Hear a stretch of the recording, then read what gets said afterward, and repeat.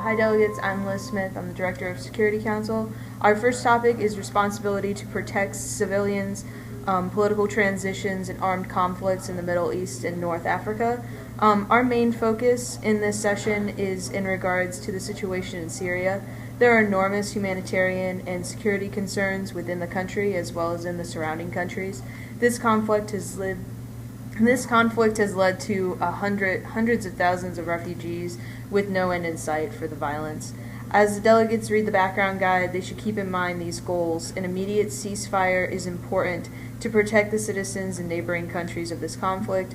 Bridging the differences between the members of this Security Council will be our most difficult task, but it is something we must attain in the name of peace. We also must consider the internally displaced persons, or the IDPs, and refugees. Voluntary reparation efforts must be vastly improved, as well as financial support for IDPs. Delegates should analyze the country's involvement in the Arab Spring and UN resolutions before this point. The sections on Egypt, Libya, and Yemen are in the background guide to remind you of past solutions or of repercussions to UN actions. These situations give us a point of reference and perhaps also help us understand NATO's reluctance in getting involved in Syria. There are many other options to full-scale military intervention that I would like the delegates to consider. Restricting arms sales, securing borders, or sanctions are all possible options. I also encourage delegates to explore negotiations and weigh in your own country's history and tensions and concerns regarding this topic. The International Crisis Group gave a thorough evaluation of the situation in Syria on August 2012. It is referenced in the background guide and worth a read over. The Council of Foreign Relations, Kofi Annan's six-point plan, China's multi-step plan, and Lakhdar Brahimi's current negotiations are also worth evaluating a third or fourth time. As accepted by the General Assembly, it is our responsibility to protect the civilians of this war-torn country. Yes, we must respect the sovereignty of Syria. However, we also must protect those helpless in this situation, as it is our responsibility to protect. The United Nations, Arab League, and North Atlantic Treaty Organization have all held emergency meetings regarding the violence in Syria. Many ideas have been brought to the table. We need to evaluate the solutions and come to a conclusion quickly before any more lives are lost. Delegates, the situation in Colombia is extremely complex and will require you to look at this 60-year violence in various viewpoints.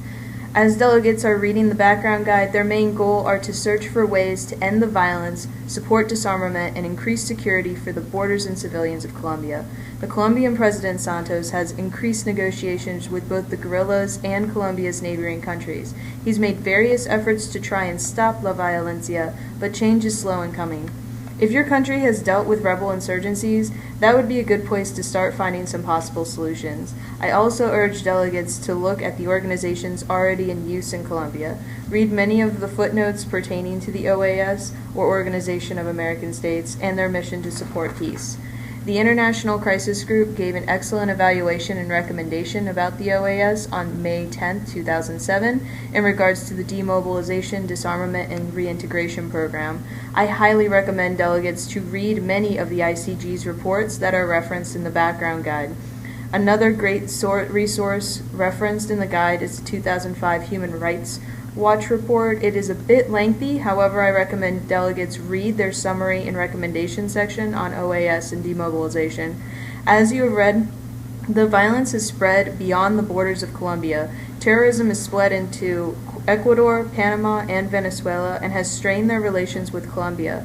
As delegates search for an answer through their own country's past or through the footnotes of this background guide, I would like to remind delegates to refresh themselves on chapters 6 through 9 in the UN Charter about settlements and aids for disputes of foreign countries. The international law, with its updated set of principles for the promotion of human rights, needs to be upheld. Economic and social stability are necessary in order to help civilians, especially children, find alternatives to the war lifestyle. The Red Cross and the UN Children's Fund have been working hard to fund educational and demining programs. The UN High Commissioner for Human Rights has been monitoring the situation. I would suggest delegates read the recommendations regarding human rights that was recorded by the Inter-American Commission on Human Rights, referenced in the background guide.